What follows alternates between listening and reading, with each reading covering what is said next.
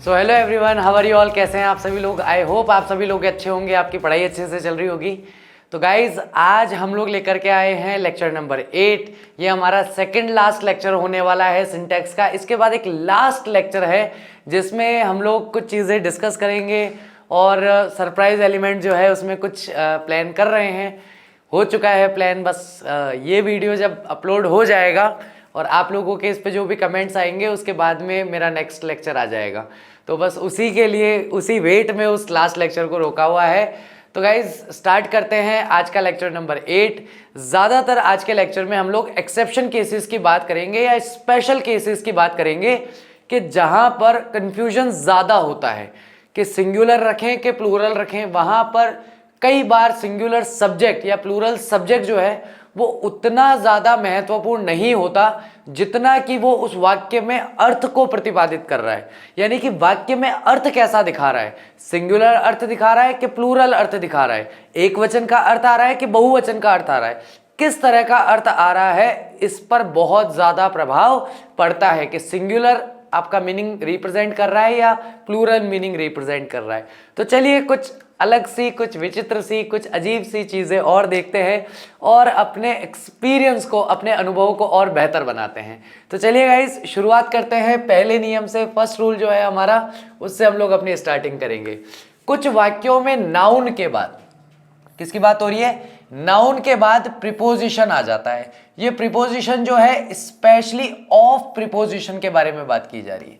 किसके बारे में बात की जा रही है, ऑफ के बारे में बात की जा रही है। एवं फिर नाउन आता है।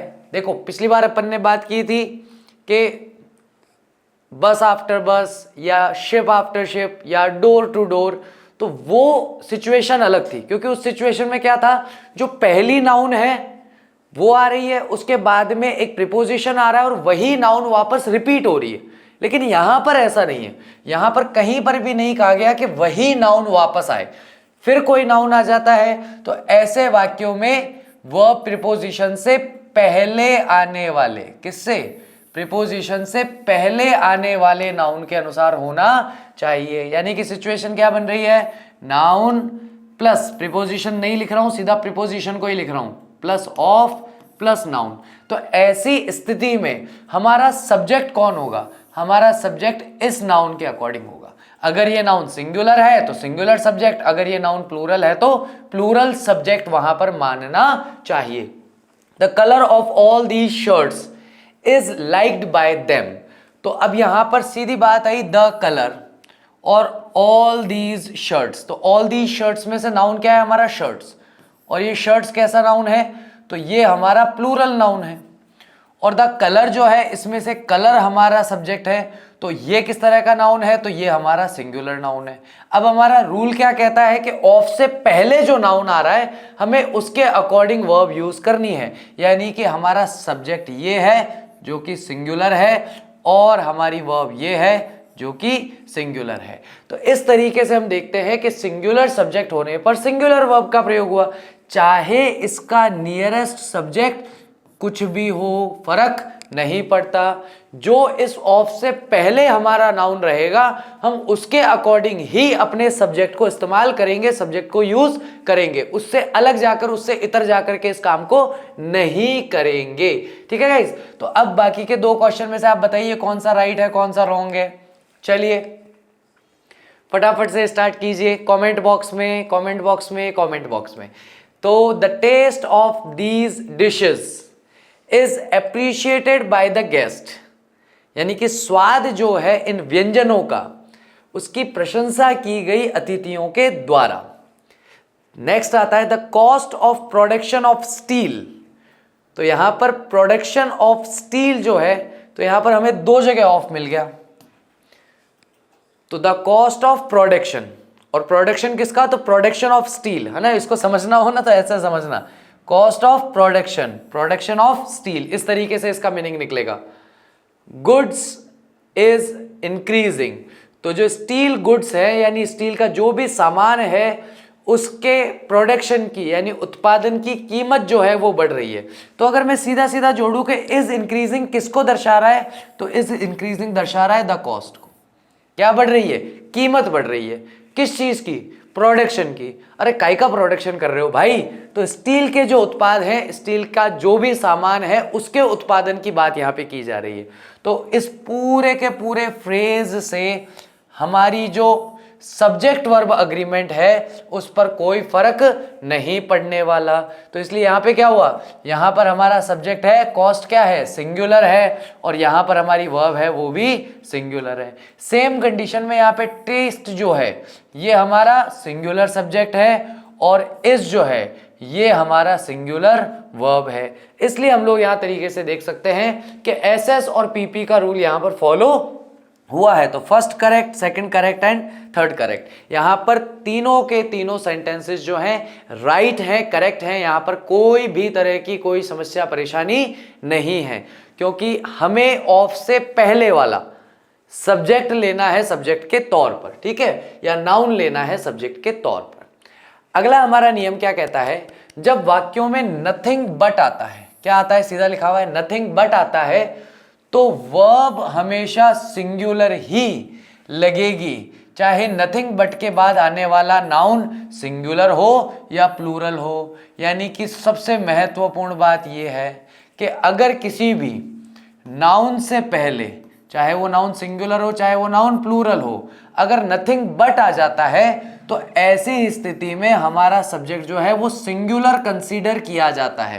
कैसा सब्जेक्ट माना जाता है? तो उसे सिंगुलर सब्जेक्ट माना जाता है, एक वचन का कर्ता उसे माना जाता है। अगर एक वचन का कर्ता है तो सीधा क्या लिखा हुआ है कि आने वाला चाहे सिंगुलर हो चाहे प्लूरल हो, वर्ब हमेशा कैसी रहेगी? तो वर्ब हमेशा सिंगुलर रहनी चाहिए। चलिए, ये तो बहुत ही सरल सा नियम है, बहुत ही साधारण सा नियम है, बोलते ही समझ में आ गया होगा। तो राइट या रॉन्ग चुन लीजिए, कौन सा सही है कौन सा गलत है, फटाफट से चुन लीजिए और चुन करके बताइए नंबर 1, 2, 3 में से कौन सा करेक्ट है कौन सा इनकरेक्ट है। फिर अगले 30 सेकंड के अंदर मैं बताना शुरू कर दूंगा। वीडियो पॉज कर लो भाई, कमेंट बॉक्स में चले जाओ, फटाफट से कमेंट करके बता दो इनमें से कौन सा सही कौन सा गलत, ताकि मुझे एक फीडबैक मिल जाए कि मेरा पढ़ाया हुआ आपको समझ में आ रहा है कि नहीं आ रहा है। अभी भी कई स्टूडेंट जो है हिंदी में नियम पढ़ के भी गलतियां कर रहे हैं। ऐसा क्यों कर रहे हो मेरे साथ? हैं क्यों मुझे प्रताड़ित करते रहते हो बैठे बैठे? और कुछ काम नहीं मिलता तुम्हें? है मुझे ही परेशान करते हो।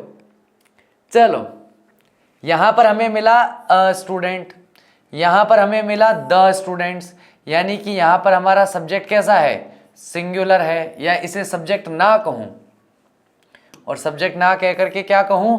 अगर मैं इसे नाउन कहता हूं कि ये मेरा नाउन कैसा है? सिंगुलर है।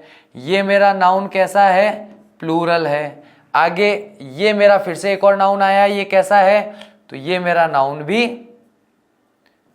प्लूरल है। तो ये तीन चीजें मुझे समझ में आ गई कि यहाँ सिंगुलर नाउन या प्लूरल नाउन या प्लूरल नाउन। ये भाई साहब क्या कह रहे हैं? नाउन चाहे सिंगुलर हो या प्लूरल, वर्ब तो सिंगुलर ही लगेगी, क्योंकि अगर नथिंग बट आ गया तो सब्जेक्ट सिंगुलर कंसीडर हो जाएगा। तो नाउन भले सिंगुलर हो या प्लूरल हो, ये पूरा का पूरा फ्रेज बन के जो हमारा सब्जेक्ट बनेगा ये सिंगुलर सब्जेक्ट है। सेम कंडीशन में ये भी पूरा का पूरा मिलके क्या बना? सिंगुलर सब्जेक्ट बना। ये भी पूरा का पूरा मिलके क्या बना? सिंगुलर सब्जेक्ट बना। तो इसके साथ अब क्या आना चाहिए? सिंगुलर ही हमारी वर्ब आनी चाहिए। सिंगुलर सब्जेक्ट था, वर्ब हो गई सिंगुलर, मामला ठीक है भाई। Nothing but a student is there, और कुछ भी नहीं है, बस एक विद्यार्थी वहां पर है। Nothing but the students is there, तो यहां पर हमारा सब्जेक्ट सिंगुलर कंसीडर हुआ है, वर्ब भी हमारी सिंगुलर है। तो फर्स्ट करेक्ट, सेकंड करेक्ट। अब यहां पर क्या हुआ? सब्जेक्ट तो हो गया सिंगुलर, लेकिन वर्ब लगा दी इसने क्या गलती से? प्लूरल। तो सिंगुलर सब्जेक्ट के साथ प्लूरल वर्ब चलती है क्या भाई? है? इस नियम का क्या हुआ? भूल तो नहीं गए कि भाई एक आध लेक्चर निकल गया जिसमें एसएसपीपी मैंने बोला नहीं, कि आपने सुना नहीं, कि आपने लिखा नहीं, तो पता चला कि एसएसपीपी वाला कॉन्सेप्ट ही खत्म हो गया, बिल्कुल दिमाग से गायब है।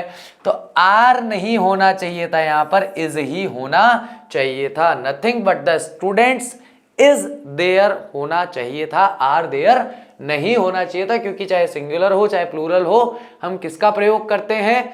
हम हमेशा सिंगुलर वर्ब का यहां पर प्रयोग करते हैं। ठीक है, अब गाइस इसके आगे जो रूल आएंगे ना, थोड़ा सा हम लोग एडवांस इंग्लिश में घूमने वाले हैं, है ना। आज के लेक्चर में आगे के जो रूल आएंगे वो एडवांस इंग्लिश के रूल आएंगे, तो ध्यान से देखिएगा और अच्छे से समझिएगा, ठीक है। उन्हें अच्छे से समझना जरूरी है। आपको अगर लगता है कि आपको 2-5 मिनट का वीडियो वापस रिवाइंड करके देखना है, तो आंसर मार्क करने से पहले उस वीडियो को आप चाहें तो हल्का सा रिवाइंड करके भी देख सकते हैं, उसमें कोई प्रॉब्लम नहीं, कोई समस्या नहीं, कोई परेशानी नहीं। देखिए, यदि अगर दो सब्जेक्ट जुड़े हों, किससे? नॉट, फिर यहां पर एक सब्जेक्ट आ गया, फिर बट, फिर एक सब्जेक्ट आ गया, या तो नॉट बट से जुड़े हों या नॉट से जुड़े हों। किस किस से जुड़े हों? या तो नॉट बट से जुड़े हो सकते हैं या नॉट से जुड़े हों। तो वर्ब जो सब्जेक्ट नॉट के साथ नहीं है, बहुत इंपॉर्टेंट बात, यानी कि जिस सब्जेक्ट के आगे नॉट नहीं लगा हुआ है उसके अनुसार लगता है। यानी वर्ब किसके अनुसार होना चाहिए? जिसके साथ नॉट नहीं लगा हुआ, ठीक है, याद रहेगा। फिर से बोल रहा हूं, पहले इसको छुपा लेता हूं वरना पहले ही सॉल्व करना शुरू कर दोगे। जिसके साथ नॉट नहीं लगा हुआ है हम वर्ब उसके अनुसार लगाएंगे। जिस नाउन से या प्रोनाउन से या सब्जेक्ट से पहले नॉट होगा उसके अकॉर्डिंग वर्ब का प्रयोग नहीं करेंगे। एग्जाम्पल से समझ लो, नॉट बॉयज बट रेखा। अब इसमें से किसके आगे नॉट नहीं लगा हुआ? तो बॉयज के आगे तो नॉट लगा हुआ है और रेखा के आगे नॉट नहीं लगा हुआ है। तो ऐसी कंडीशन में हमारी वर्ब जो होगी वो किसके अकॉर्डिंग होगी? रेखा के अकॉर्डिंग होगी। तो अगर इज एम आर में से मुझसे पूछा जाए तो मैं सीधा कह दूंगा कि इस वाक्य में इज हमारा सही रहेगा। चलिए, 4 वाक्य हैं आपके सामने, करेक्ट, इनकरेक्ट, राइट या रॉन्ग। फटाफट से कमेंट बॉक्स में सही है, गलत है, फटाफट से बताते चलिए। अरे भाई, अब तो आज सेकंड लास्ट वीडियो है, इसके बाद अगला वीडियो तो इस टॉपिक का लास्ट वीडियो होगा। एक छोटी सी इच्छा जाहिर की थी, अभी तक बैठा हूं, पूरी नहीं हुई। 100 स्टूडेंट्स के कमेंट्स, ओनली 100 स्टूडेंट्स के कमेंट्स के लिए देख रहा हूं मैं कि जैसे ही ये आए तो कुछ एक धमाकेदार मैराथन सा या ऐसा कुछ लेकर के आए। लेकिन ठीक है, जब तक हमारी इच्छा पूरी नहीं होगी, आपकी एक बहुत प्रबल इच्छा है, बहुत खास, या बहुत कह सकते हो कि जो चीज़ आप दिलो जान से चाहते हो वो काम तब तक नहीं होगा जब तक ये मेरा काम नहीं होगा। तो कुछ प्लान किया है, जिस दिन ये मेरा काम हो जाएगा उस दिन के बाद में एक वीडियो मैराथन टाइप में लेके आऊँगा। शानदार, मज़ा आ जाएगा सबको कि यार आज मज़ा आया है, आज पता लगा है कि हाँ भाई सच में कुछ हो सकता है, इंग्लिश से डरने की ज़रूरत नहीं है। चलिए बताइए, फर्स्ट, सेकंड, थर्ड, फोर्थ किस तरीके से बनाएंगे इसे? राइट या रॉन्ग के अकॉर्डिंग चलना है। तो देखिए, शी से पहले नॉट लगा हुआ है, लेकिन फ्रेंड्स जो है, हर फ्रेंड्स जो है, इससे पहले नॉट नहीं है। तो इसका मतलब क्या है? हम अपना सब्जेक्ट इसे कंसीडर करेंगे जिसके आगे नॉट नहीं है। तो हमारा ये नाउन कैसा है? तो हमारा ये नाउन है प्लूरल नाउन। इस वजह से हमारा सब्जेक्ट कैसा बना? तो सब्जेक्ट भी बन गया हमारा प्लूरल सब्जेक्ट। क्या बन गया? सब्जेक्ट हमारा बन जाएगा यहां पर प्लूरल सब्जेक्ट बन जाएगा। और सब्जेक्ट अगर प्लूरल हो तो वर्ब कैसी होनी चाहिए? प्लूरल। ये तो हमें पता ही है। तो ये हमारा सेंटेंस करेक्ट है, क्योंकि फ्रेंड्स के अकॉर्डिंग आर आया है तो ठीक है, कोई दिक्कत नहीं, कोई समस्या नहीं। पुनः शी के आगे लग गया नॉट, लेकिन हर फ्रेंड्स के साथ लगाया है इज। समस्या क्या हो गई? सब्जेक्ट है हमारा प्लूरल, वर्ब है हमारी सिंगुलर। इनकरेक्ट सेंटेंस है भैया। She and not her friends. अब देखो, हर फ्रेंड्स के आगे लग गया नॉट, तो ये तो हमारा सब्जेक्ट होने से रहा भाई। शी के आगे नॉट नहीं लगा हुआ, इसका मतलब हमारा सब्जेक्ट है, और सब्जेक्ट कैसा है? सिंगुलर। और यहां आ गई वर्ब, वर्ब कैसी है? सिंगुलर। तो ये सेंटेंस हमारा करेक्ट है। She and not her friends are, तो वापस वही गड़बड़ हो गई। सब्जेक्ट है सिंगुलर, वर्ब है प्लूरल, इस वजह से इनकरेक्ट। तो फर्स्ट और थर्ड सेंटेंस जो है वो करेक्ट हैं, सेकंड एंड फोर्थ सेंटेंस जो है वो इनकरेक्ट हैं, गलत हैं। क्योंकि हमारा नियम क्या कह रहा है कि जिस सब्जेक्ट के आगे या जिस नाउन या प्रोनाउन के आगे नॉट लगा हुआ होगा वो हमारा सब्जेक्ट नहीं होगा। जिसके आगे नॉट नहीं लगा हुआ होगा वही हमारा सब्जेक्ट होना चाहिए। खास करके कब, जब दो सब्जेक्ट या दो हमारे वाक्य कर्ता जो हैं, नाउन या प्रोनाउन जो हैं, वो नॉट बट से जुड़े हो या नॉट से जुड़े हो। तो यानी कि नॉट बट या नॉट जब किसका रोल प्ले करना शुरू कर दे, जब वो रोल प्ले करना शुरू कर देता है कंजक्शन का, दो चीजों को जोड़ने का काम शुरू कर देता है, तब इस नियम का ध्यान रखना चाहिए। चलिए गाइस अगला देखते हैं। नन के साथ प्लूरल वर्ब का प्रयोग तभी करना चाहिए जब वह प्लूरैलिटी का, यानी कि बहुता का, बहुता बोलते हैं कि कोई चीज जो संख्या में बहुवचनवाची है ना, बहुता का मतलब ये होता है। तो अगर कोई चीज एक वचन का भाव प्रकट कर रही है तो उसके साथ नन का प्रयोग करना ठीक या उचित नहीं माना जाता। नन के साथ में प्लूरल वर्ब का प्रयोग तभी करना चाहिए जब नन जो है वो किसका अर्थ दे रहा हो, प्लूरैलिटी का अर्थ दे रहा हो, अन्यथा सिंगुलर वर्ब का प्रयोग करना चाहिए। जहां प्लूरैलिटी का बोध नहीं होगा वहां सिंगुलर लगाएंगे, जहां प्लूरैलिटी का बोध होगा वहां पर प्लूरल लगाएंगे। यानी कि कुल मिलाकर के स्थिति यह है कि नन जो है ना उसके अकॉर्डिंग सिंगुलर भी लग सकता है, उसके अकॉर्डिंग प्लूरल भी लग सकता है। सिंगुलर और प्लूरल दोनों का प्रयोग किया जा सकता है। आपको यह देखना है कि जिसके बारे में बात हो रही है वाक्य में, क्या वो सिंगुलर है कि प्लूरल है। पहला ही एग्जाम्पल भयानक है इसका। जिसने पहला एग्जाम्पल सॉल्व कर लिया ना, बाकी के कर लेगा। जो पहले में अटक गया अटक गया। तो फिर से कह रहा हूं, ध्यान से सुन लो। नन जो है वो किसे दर्शा रहा है या किस तरह का अर्थ दे रहा है, एक वचन का अर्थ दे रहा है कि बहुवचन का अर्थ दे रहा है। बहुवचन का अर्थ दे रहा है तो बहुवचन की क्रिया, एक वचन का अर्थ दे रहा है या फिर बहुवचन का अर्थ नहीं दे रहा तो वहां पर हमें सिंगुलर वर्ब या फिर एक वचन की क्रिया का प्रयोग करना चाहिए। ये साफ और स्पष्ट शब्दों में कह रहा हूं। अब फटाफट से देख लो, राइट रॉन्ग बता दो भाई, कमेंट बॉक्स में जाकर के फटाफट बता दो इसमें से कौन सा सही और कौन सा गलत, कौन सा करेक्ट है कौन सा इनकरेक्ट है, इसको फटाफट से बता दो। चलो। He wanted some sugar but there was none in the house. None of us are free from sin. None of us is free from sin. None has done yet. चलिए सॉल्व करना शुरू कर रहा हूं भाई। मैंने पहले ही कहा, जिसको पहला आ गया, जिसको फर्स्ट एग्जाम्पल क्लियर हो गया कि करेक्ट है या इनकरेक्ट, तीनों उसके लिए बच्चों का खेल है। अब सीधी सी बात है, ही वॉन्टेड सम शुगर, तो उसे क्या चाहिए थी, थोड़ी सी शुगर चाहिए थी। अब क्योंकि शुगर हमारा अनकाउंटेबल नाउन है और अनकाउंटेबल नाउन होने की वजह से हमेशा सिंगुलर में रहता है। हमेशा कौन सी फॉर्म में रहता है, तो हमेशा अगर सब्जेक्ट बनाएगा तो सिंगुलर सब्जेक्ट बनाएगा। चलो यहां तक की बात क्लियर है। बट देयर वॉज नन, लेकिन हमारे पास थोड़ी सी भी नहीं थी। नन का मतलब हमारे पास बिल्कुल नहीं थी। क्या नहीं थी बिल्कुल, तो शुगर नहीं थी बिल्कुल। तो ये नन किसको रिप्रेजेंट कर रहा है, यहां शुगर को रिप्रेजेंट कर रहा है। शुगर किस तरह का सब्जेक्ट है, तो शुगर हमारा सिंगुलर सब्जेक्ट है। कैसा सब्जेक्ट बनाता है, सिंगुलर। तो यहां पे नन का जो सेंस रहेगा वो कैसा रहेगा, सिंगुलर सब्जेक्ट वाला सेंस ये देगा। और इसके अकॉर्डिंग अगर मैं वर्ब का प्रयोग कर रहा हूं तो मेरी वर्ब भी सिंगुलर होनी चाहिए। अगर सिंगुलर से सिंगुलर हमारा प्रॉपर सही बैठ रहा है काम, तो इसका मतलब इन द हाउस से तो कोई मतलब ही नहीं है। हमारे घर में थोड़ी सी भी नहीं थी, या हमारे घर में थी ही नहीं शक्कर। वो आया कटोरी लेके कि साहब थोड़ी शक्कर दे दो, नहीं है भैया खत्म हो गई हमारे यहाँ भी है। बहुत होता है ना कई बार, जैसे पड़ोसियों में एक पड़ोसी है दूसरे पड़ोसी के घर में हमेशा बार बार कुछ ना कुछ मांगने पहुंच ही जाता है कि सर आज ये दे दीजिए, आज चाय की पत्ती दे दीजिए, है आज शक्कर दे दीजिए, आज अदरक दे दीजिए, आज टमाटर दे दीजिए, आज प्याज दे दीजिए।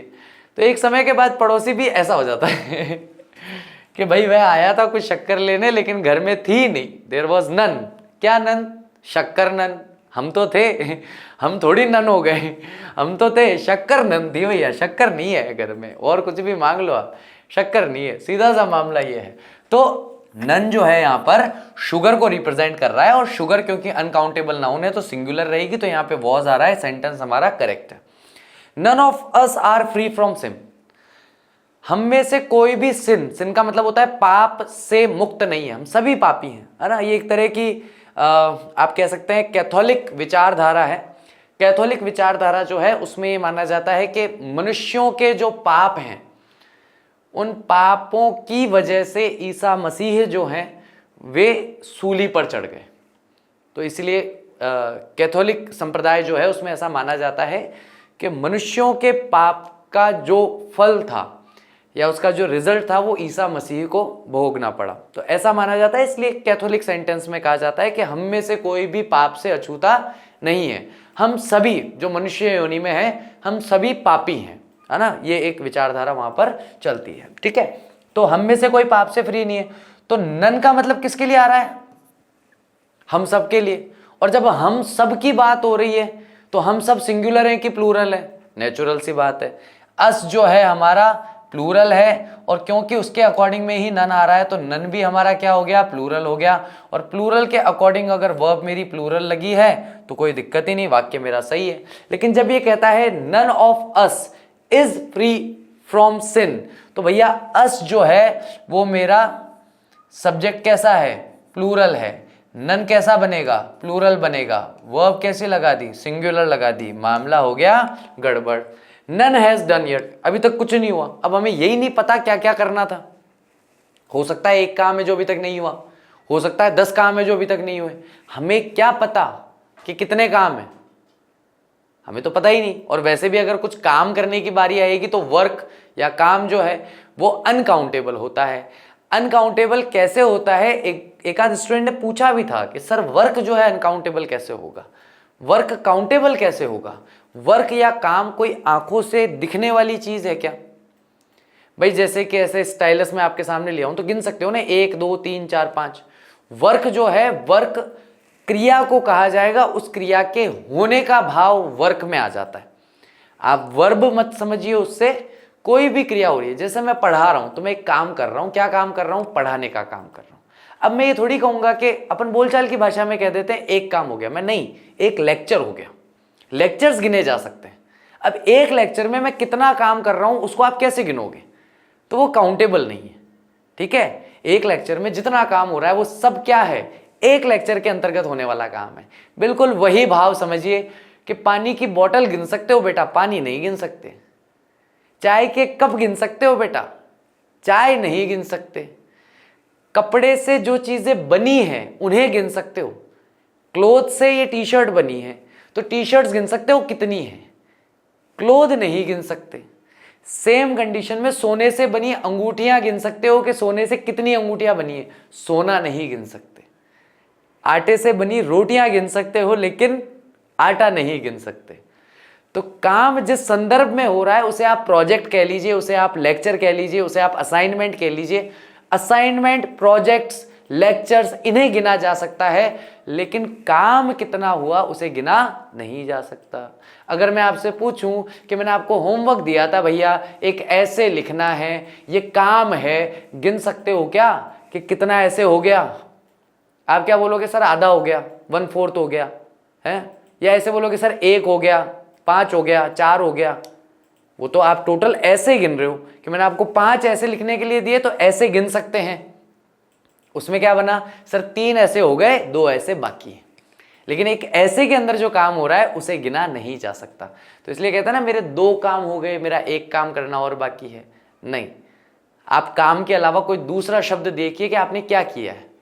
मेरा 1 सब्जेक्ट का होमवर्क हो गया, मेरा 2 सब्जेक्ट का होमवर्क होना बाकी है।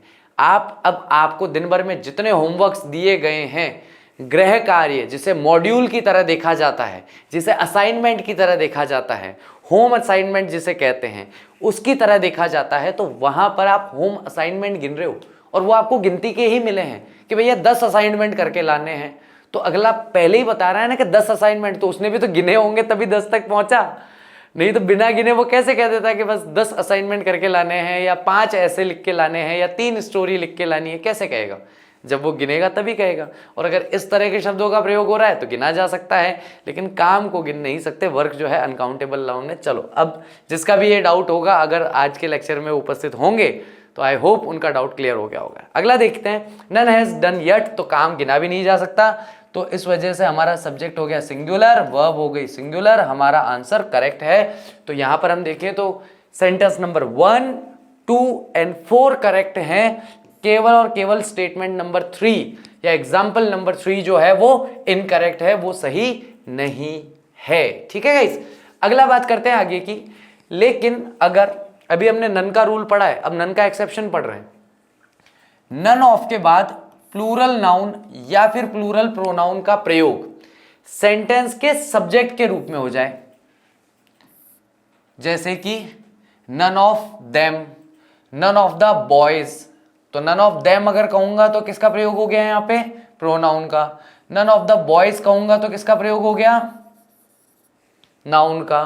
तो नन ऑफ के बाद अगर प्रोनाउन या नाउन का प्रयोग होता है जो कि प्लूरल हो और सेंटेंस के सब्जेक्ट के रूप में हो, तो इसके साथ सिंगुलर अथवा प्लूरल वर्ब का प्रयोग होता है, लेकिन सिंगुलर वर्ब का प्रयोग करें तो ज्यादा अच्छा है।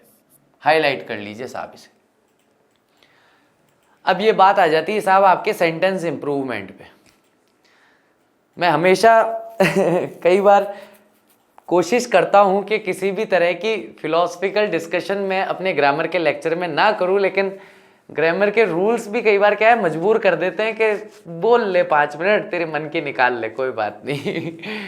तो यहां पर भी यही है, समस्या निर्णय लेने में तब नहीं होती जब 2 लोग झगड़ा करते हैं, उनमें से एक सही होता है और एक गलत होता है। समस्या तब होती है जब 2 लोग झगड़ा करते हैं और दोनों सही होते हैं अपनी अपनी जगह पर, लेकिन दोनों में सही होने की डिग्री का अंतर आ जाता है कि कौन कितना सही है, कौन कितना सही है, उस डिग्री का अंतर आ जाता है ना। तो यहां पर क्या हुआ, एक बार ए भाई साहब यहां खड़े थे, बी भाई साहब यहां खड़े थे, और इनके बीच में एक आकृति बनी हुई थी कुछ ऐसी। तो ए भाई साहब लड़ झगड़ के और साबित करने पे तुले हुए कि ये 6 है। बी भाई साहब भी कौन से पीछे हटने वाले, बोले भाई साहब आप हो गए हैं अंधे, आपको हो गया है मोतियाबिंद, फटाफट जाके ऑपरेशन कराओ, किसी बढ़िया डॉक्टर को दिखाओ, ये 6 नहीं है ये 9 है भैया। तो एक कह रहा है कि ये 6 है, एक कह रहा है कि ये 9 है। अब बताओ कि आप बताओ कि ये 6 है कि 9, पहले फटाफट से मेरे को कमेंट करके बताओ कि ये 6 है या 9 है। अभी का टाइम देखो, फटाफट से वीडियो पॉज करो, कमेंट करके बताओ, शानदार बात बताऊंगा आगे। 6 है कि 9 है, ये 6 है या 9 है। अब ये जिस जगह से अपनी पोजीशन से देख रहा है इसे 6 दिख रहा है, ये जिस पोजीशन से देख रहा है इसे 9 दिख रहा है, क्योंकि ये जब जमीन पर लिखा हुआ है ना तो ये आमने सामने खड़े हैं, दोनों में से गलत कोई भी नहीं, लेकिन फिर भी झगड़ा चले जा रहा है। तो सेम कंडीशन यहां पर होती है कि सिंगुलर भी ठीक है, प्लूरल भी ठीक है, लेकिन जब डिग्री के अंतर में देखोगे ना कि ज्यादा सही कौन सा है, तो सिंगुलर वर्ब का प्रयोग करना ज्यादा सही माना जाता है। वर्ब का इन्वर्जन फॉर्म निम्नलिखित स्थितियों में प्रयोग किया जाता है, यदि वाक्य का आरंभ एडवर्ब से हो, यदि वाक्य में वर्ब का अभिप्राय विश यानी किसी इच्छा या प्रेयर या प्रार्थना से हो, यानी कि वाक्य कैसा हो, आशावादी वाक्य हो, ऑप्टेटिव सेंटेंस कहते हैं, कैसा हो वाक्य, आशावादी वाक्य हो, तो ठीक है ना। तो ज्यादा बेहतर क्या है, आप सिंगुलर वर्ब का प्रयोग कीजिए, प्लूरल वर्ब का प्रयोग मत कीजिए। जब आपको एग्जाम में ऐसा दिखे ना कि एक क्वेश्चन और 4 ऑप्शन और आपको लग रहा है व्याकरण के नियम से चारों ही सही है, तो वहां क्वेश्चन करेक्ट और इनकरेक्ट पर नहीं टिकता, वहां क्वेश्चन टिकता है एप्रोप्रिएट और मोस्ट एप्रोप्रिएट पे, कि इनमें से कौन सा उपयुक्त है और कौन सा सर्वाधिक उपयुक्त है। तो मामला वहां जाकर अटक जाता है सर्वाधिक उपयुक्त होने पर।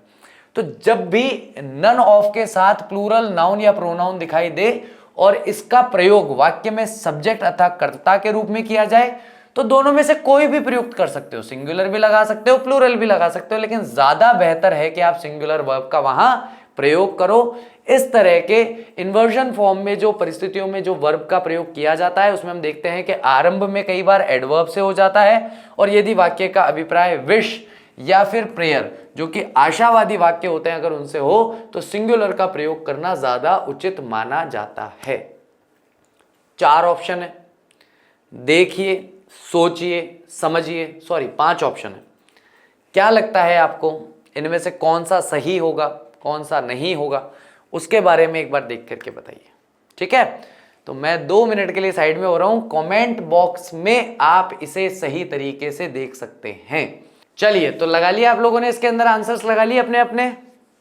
अब देखिए, पहले वाले 2 वाक्य ले रहा हूं और उसमें सीधी बात करूंगा, फालतू घुमा फिरा के बात करनी ही नहीं, स्ट्रेट अवे बात करूंगा, स्ट्रेट अवे बात को समझना।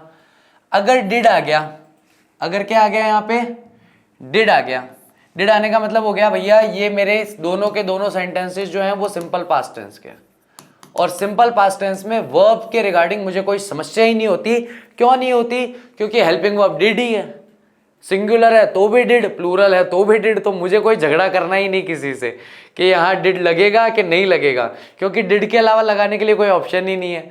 तो यहाँ पर डिड और यहाँ पर डिड, और डिड के साथ हमेशा वर्ब की फर्स्ट फॉर्म आती है, चाहे सब्जेक्ट आई हो चाहे सब्जेक्ट दे हो, कोई फर्क नहीं पड़ता। सेम बात यहाँ मे का प्रयोग करते हैं, सिंगुलर में भी मे, प्लूरल में भी मे। विल का प्रयोग आप करोगे तो सिंगुलर में भी विल और प्लूरल में भी विल। हार्डली या scarcely had I reached the airport when the plane arrived, तो चाहे मैं रीच्ड की बात कर लूं चाहे अराइव्ड की बात कर लूं, दोनों ही सिचुएशन में सिंगुलर भी रीच्ड, प्लूरल भी रीच्ड, यहां पर भी सिंगुलर और प्लूरल सेम ही होगा। विल के साथ हमेशा गो ही लगेगा वर्ब की फर्स्ट फॉर्म। मे के साथ सक्सीडेड का प्रयोग हुआ है, और आगे आप देखोगे यहां पर भी द ट्रेन स्टार्टेड, तो सिंगुलर प्लूरल सेम हो गया। वी वर सरप्राइज, तो वी के बिल्कुल साथ में ही आ रहा है ना, तो वी के साथ तो वर आएगा ही कि वी वर सरप्राइज। ये किस तरह का वाक्य है? परिचयात्मक वाक्य है कि हम लोग तो चौंक गए थे। तो जब इस तरीके के वाक्य का प्रयोग भी किया जाता है, जो कि खास करके आप देखोगे पैसिव वॉइस में भी इस तरह के सेंटेंस बनते हैं, तो वी के साथ किसका प्रयोग करना है? वर का प्रयोग करना है। यानी यहां पर किसी भी बात का झगड़ा है ही नहीं, राइट और रॉन्ग का झगड़ा तो यहां खत्म ही हो गया कि कौन सा सही होगा कौन सा गलत होगा। अब देखिए इसमें नोट क्या कहता है, हार्डली या स्कार्सली अगर कहीं आता है, क्या आता है गाइस? हार्डली या स्कार्सली अगर आता है तो इसका मतलब होता है मुश्किल से, मतलब ऐसा कोई काम जो ना के बराबर या मुश्किल से ही कभी कभार होता हो, उसके लिए हार्डली या स्कार्सली कहा जाता है। दोनों ही हमारे नेगेटिव एडवर्ब्स हैं, यानी कि ऐसे एडवर्ब्स हैं जो कार्य का ना होना अधिक दर्शाते हैं। क्या दर्शाते हैं? कार्य का ना होना। जैसे आप में से कई विद्यार्थी हैं जो स्कार्सली या हार्डली हमारे लेक्चर को लाइक करते हैं। एक स्टूडेंट है जो पिछले 3 लेक्चर से लगातार इस बारे में कमेंट कर रहा है, सिंगल लाइन का कमेंट करता है, और विश्वास मानिए मैं उससे परिचित नहीं हूं, मैं पर्सनली उन्हें नहीं जानता, बट थैंक यू जो इस बारे में बार बार कमेंट कर रहे हैं कि देखो इतने स्टूडेंट जो हैं देख के गए हैं, लेकिन लाइक देखो, पता नहीं एक लाइक करने में क्या चला जाता है। तो हालांकि मैंने कई वीडियो में कहा है मुझे लाइक कीजिए ऐसा बोलने में, या फिर शेयर कीजिए, या आपने अभी तक सब्सक्राइब नहीं किया है तो सब्सक्राइब कीजिए, ये कहने में मुझे बड़ा संकोच होता है। मैं बहुत खुल के या बहुत अच्छे से नहीं बोल पाता हूँ।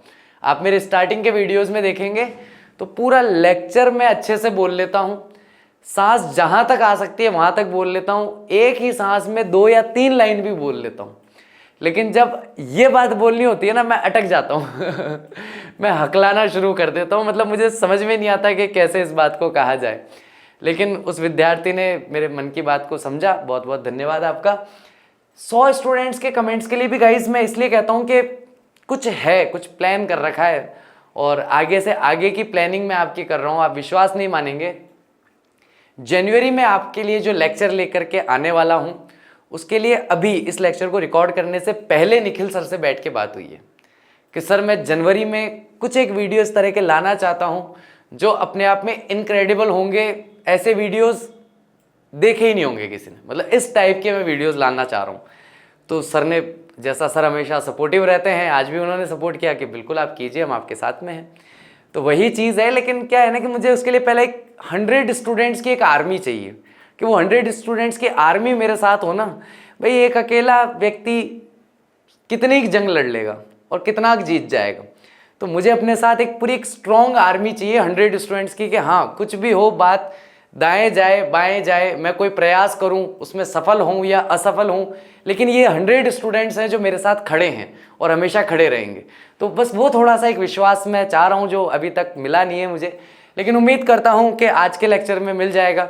कल का तो हमारा नेक्स्ट लेक्चर जो आएगा वो तो लास्ट लेक्चर होने वाला है, उसमें तो जो होना है वो होना ही है। ठीक है, यदि वाक्य के प्रारंभ में होते हैं, यानी कि हार्डली या स्कार्सली का अर्थ है मुश्किल से, दोनों ही नेगेटिव एडवर्ब्स हैं। यदि ये वाक्य के प्रारंभ में होते हैं तो वर्ब का प्रयोग इनके बाद व सब्जेक्ट के पूर्व करते हैं, क्योंकि इनका प्रयोग हमेशा पास्ट परफेक्ट टेंस के साथ करते हैं, और वाक्य के मध्य व्हेन अथवा बिफोर का प्रयोग किया जाता है। ये बहुत ही एक समस्यात्मक टॉपिक है, मैं ज्यादातर इसे छेड़ता नहीं हूं। पास्ट परफेक्ट टेंस सर में दर्द है क्योंकि नियम से कम सॉल्व होता है, अनुभव से ज्यादा सॉल्व होता है ना। हमने क्या देखा था कि पास्ट परफेक्ट टेंस में या तो आएगा आफ्टर या बिफोर, जो हमने बहुत मतलब घोट घोट के पढ़ा था टेंस में। लेकिन समस्या ये है कि ये क्वेश्चन जब पूछता है ये व्हेन से भी पूछ लेता है, ये क्वेश्चन जब पूछता है ये एंड से भी पूछ लेता है। तो मूल रूप से ये तीन चीजों को आधार बनाता है, इन तीन कंजक्शंस को आधार बनाता है, और एक जोड़ा बना लेता है किसका, सिंपल पास्ट टेंस का प्लस पास्ट परफेक्ट टेंस का। जब भूतकाल में दो कार्य एक के बाद एक हुए, जब भूतकाल में दो कार्य एक के बाद एक हुए, तो जब इनके क्रम पर बहुत ज्यादा बल दिया जाता है या क्रम पर बहुत ज्यादा जोर दिया जाता है कि भैया एक साथ नहीं हुए, एक के बाद एक हुआ था, तब हम आफ्टर या बिफोर, और खास करके बिफोर का इस्तेमाल करते हैं। आफ्टर का इस्तेमाल प्रैक्टिकली इतना देखने को मिलता नहीं है, इसलिए यहां पर क्या है, बिफोर है। क्योंकि आफ्टर ठीक है, सैद्धांतिक तौर पर या रूल्स में लिखा हुआ है, प्रयोग किया भी जा सकता है, जबरदस्ती करोगे तो वाक्य बन भी जाएगा और सही अर्थ भी दे देगा, उसमें कोई दिक्कत नहीं है। लेकिन व्यवहारिक तौर पर बोलचाल की भाषा में बिफोर का प्रयोग अधिक होता है। लेकिन जब मैं क्रम पर बहुत ज्यादा ध्यान ना दूं, जब मैं क्रम पर बहुत ज्यादा ध्यान ना दूं, तब मैं व्हेन का प्रयोग भी कर लेता हूं कि क्रम पर मेरा बहुत कोई फोकस नहीं है कि एक के बाद एक हुआ, मुझे बताना ही है कि एक के बाद एक हुआ। जब क्रम पर बहुत ज्यादा फोकस नहीं होता तो व्हेन से जुड़ जाता है। और जब क्रम पर बिल्कुल ही फोकस नहीं होता, केवल ये बताते हैं कि मैं वहां गया और खाना खाया, तो ये जितना स्वाभाविक है ना कि क्रम क्या है, तो क्या शादी में कल शाम क्या वहां गया, जाकर के खाना खा लिया, खाना खा के सबसे मिल लिया और सबसे मिलके घर आ गया। अब यहाँ आफ्टर और बिफोर पे नहीं है, यहाँ पर एक्शन जो हुआ है उस पर बल दिया गया कि मेरे से पूछा भाई कल शादी में गया, क्या क्या करा, क्या करा, कुछ नहीं करा, चले गए, खा लिया, लिफाफा दिया, आगे हो गया काम खत्म, चलो घर, गुड नाइट। और क्या करा, कुछ नहीं करा। तो यहाँ पर क्या है, क्या क्या करा, क्या क्या करा मतलब जो कार्य कल हुए उसका महत्व है। यहाँ क्रम वगैरह का महत्व नहीं है, यहाँ कार्य के होने पर ज्यादा महत्व दिया गया। तो अब इस तरह से क्या है, क्वेश्चन नहीं पूछा जा सकता। क्वेश्चन पूछने के लिए तो उसको या तो बिफोर पे जाना पड़ेगा या व्हेन पे जाना पड़ेगा, तभी क्वेश्चन पूछ पाएगा। व्हेन पे जाएगा एग्जामिनर तो फंसेगा पहले खुद, वो पहले फंस जाएगा, आप तो बाद में फंसोगे। पहले वो खुद फंस जाएगा कि अगर गलती से ऑप्शन में एक जगह भी सिंपल पास्ट टेंस के साथ एक और सिंपल पास्ट टेंस दे दिया या पास्ट कॉन्टिन्यूअस टेंस दे दिया तो भी फंस गया, क्योंकि व्हेन और व्हाइल के साथ उस जोड़े में भी वाक्य बनते हैं। अगर इसको और अच्छी तरीके से इस कॉन्सेप्ट को समझना चाहते हो, सिंपल पास्ट टेंस का वीडियो देखो, उसमें बहुत डिटेल में बताया, और पास्ट परफेक्ट टेंस के वीडियो में भी जो एक सिंपल पास्ट टेंस का रूल है उसे वापस बताया, दो बार बताया उस रूल को, है ना। बात की हमने इस बारे में बहुत डिटेल में, है ना। तो ये चक्कर है इसका, इसलिए ये क्या है, परेशान करता है बार बार आके, कहीं भी आ जाता है। उसके साथ करते हैं तो वाक्य के मध्य व्हेन और बिफोर का प्रयोग किया जाता है। एज और दैट के बाद सब्जेक्ट क्या रहता है, छिपा हुआ रहता है, तो हिडन सब्जेक्ट इट, दे या दोज के अनुसार सिंगुलर और प्लूरल वर्ब का प्रयोग किया जाता है। ये गाइस पूरा का पूरा जो अपन ने देखा ना, ये एक्चुअली इस सारे के सारे रूल से रिलेटेड है। जहां हार्डली और स्कार्सली आया ना, ये यहां पे एग्जांपल आया ना, इसलिए हार्डली और स्कार्सली के लिए हमने उगने बात की, ठीक है। तो हार्डली और स्कार्सली में आप इसको देख सकते हैं, हैड आई रीच्ड जो है किस में बन रहा है, पास्ट परफेक्ट टेंस में बन रहा है, ठीक है। हैड आई रीच्ड किस में बन रहा है, पास्ट परफेक्ट टेंस में बन रहा है, उसके साथ व्हेन से जोड़ा बना रहा है और अगला वाक्य जो बना रहा है वो किसका बना रहा है, सिंपल पास्ट टेंस का बना रहा है। तो यही बात अभी हमने अगली स्लाइड पे भी की, तो उसका एग्जाम्पल आप यहाँ पर देख सकते हैं। बाकी के ऊपर वाले एग्जाम्पल जो है वो हमारे पिछले रूल से रिगार्डिंग है ना। यहाँ पर ये एग्जाम्पल आया तो उसके लिए नोट ले आए कि ठीक है भाई इस एग्जाम्पल में और क्या एडिशनल जानकारी है जो आपको होनी चाहिए। ठीक है, नेक्स्ट हमारा रूल यहां से आता है कि एज और देन के बाद सब्जेक्ट छिपा हुआ रहता है, यानी कि सब्जेक्ट बहुत क्लियरली विजिबल नहीं होता। तो हिडन सब्जेक्ट इट है, दे है या दोज है, उसके अनुसार सिंगुलर या प्लूरल वर्ब का प्रयोग किया जाता है। उसके अकॉर्डिंग हमें देखना होता है कि सिंगुलर है या प्लूरल है। तो भैया यहां पर साफ तौर पर नहीं बताया जाता सब्जेक्ट कौन है, आपको सब्जेक्ट ढूंढना पड़ेगा। चलिए पहले वाले में मैं ढूंढता हूं, सेकंड, थर्ड और फोर्थ में आपको ढूंढना है। चलें साथ में मिलकर ढूंढें। चलो, the guest came on the time as were hoped, से इट वॉज होप्ड। तो यहां पर एज वर होप्ड का मतलब जैसा कि इस विषय पर। अब ये विषय है, कोई व्यक्ति या वस्तु तो है नहीं, तो विषय के लिए हम क्या बोलेंगे, जैसा कि इस बारे में हमने सोचा था। तो इट का प्रयोग यहां पर हुआ है। किसका प्रयोग हुआ है यहां पे, इट का प्रयोग हुआ है। तो मुझे बताइए कि अगर हम यहां पर इट लगा दें, क्योंकि जो कि वाक्य में कहीं भी विजिबल नहीं है, क्या दिखा दें, इट, अगर मैं यहां सीधा का सीधा यहां लिख दूं तो मुझे बताओ इट के अकॉर्डिंग वर लगाना सही है कि गलत है।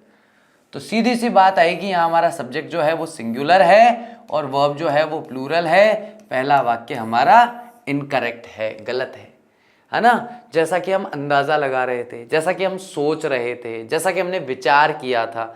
अब सोचना, विचार करना या अंदाजा लगाना, ये तीनों ही चीजें कोई व्यक्ति तो है नहीं, तो दे या देम तो आ नहीं सकता, क्योंकि दे आएगा तो सब्जेक्टिव के रूप में आएगा कि वे लोग उम्मीद कर रहे थे। अरे भाई वे क्यों उम्मीद करेंगे, वे तो अतिथि हैं, वो तो आने वाले हैं। ये विचार तो हम लोग कर रहे हैं। तो ऐसी कंडीशन में विचार के लिए या इस बारे में सोचने के लिए किसका प्रयोग किया गया, इट का प्रयोग किया गया। इट के साथ वॉज लगाएं कि वर लगाएं, ये तो बहुत ही स्वाभाविक सी बात है। इट किस में आता है, कौन सी कैटेगरी में आता है इट, तो इट हमारा आ जाता है डी कैटेगरी में, थर्ड पर्सन सिंगुलर कैटेगरी में आता है। तो डी के साथ हमेशा सिंगुलर लगेगा, सीधी सी बात है। सेकंड, थर्ड और फोर्थ का अंदाजा लगाइए फटाफट से। अंदाजा नहीं लगाइए, सॉरी गलत शब्द कह दिया। फटाफट से करेक्ट आंसर लगाइए। करेक्ट आंसर लगाइए कि यहां पर क्या होना चाहिए। अंदाजा क्यों लगाना है भाई, अंदाजा नहीं लगाएंगे। The guest came more in number than dash was expected. अब यहां पर आपको कल्पना करनी है दे की, दे वर एक्सपेक्टेड। फिर है there were more mangoes than dash were expected, यहां आप इट का प्रयोग करेंगे। There are more servants than, क्या आएगा, दे वॉज रिक्वायर्ड। तो अब यहां पर आप किसका प्रयोग कर सकते हैं, क्या कल्पना करेंगे, यहां पर आप दे की कल्पना करेंगे। अब देखते हैं यहां पे, तो जब हमने दे की कल्पना की तो यहां वॉज इनकरेक्ट हो गया, क्योंकि दे की कल्पना कर रहे हैं तो सब्जेक्ट कैसा हुआ, प्लूरल, और वर्ब कैसी हो गई, सिंगुलर। इनकरेक्ट सेंटेंस, गलत सेंटेंस है। नेक्स्ट आ गया there were more mangoes than were expected. तो इट है तो इट के साथ तो वॉज आना चाहिए था, लेकिन यहां पे लग गया वर, जो कि हमारी वर्ब को प्लूरल करता है, फिर से इनकरेक्ट हो गया। थर्ड है there were more servants than was required. तो यहां पर क्या है, दे जो है हमारा सब्जेक्ट जो है वो प्लूरल है और वर्ब जो है हमारी सिंगुलर है, तो ये भी इनकरेक्ट हो गया। तो इन चारों में अगर हम देखें तो चारों के चारों सेंटेंस हमारे क्या हैं, इनकरेक्ट हैं। लास्ट वाले चारों सेंटेंस जो अभी अभी हमने डिस्कस किए, चारों के चारों इनकरेक्ट हैं, क्योंकि सिंगुलर और प्लूरल के अकॉर्डिंग उन्होंने सही कोऑर्डिनेशन अपना नहीं बिठाया है। ठीक है गाइस, तो एक अंदाजा लगाइए कि कल क्या सरप्राइज हो सकता है ना। मैं चाहता हूं कमेंट करके बताइए कि आपके हिसाब से कल क्या सरप्राइज हो सकता है ना। क्या सरप्राइज होगा, क्या सरप्राइज हो सकता है। आप लोग काफी दिनों से मेरे साथ हो, अब तो थोड़ा बहुत मुझे समझने लगे होंगे, तो शायद अंदाजा ठीक से लगा पाएंगे। Thank you very much. I will see you soon in my next lecture and the last lecture of syntax. Till that take care of yourself, bye bye, I will see you soon and don't forget to comment. Bye.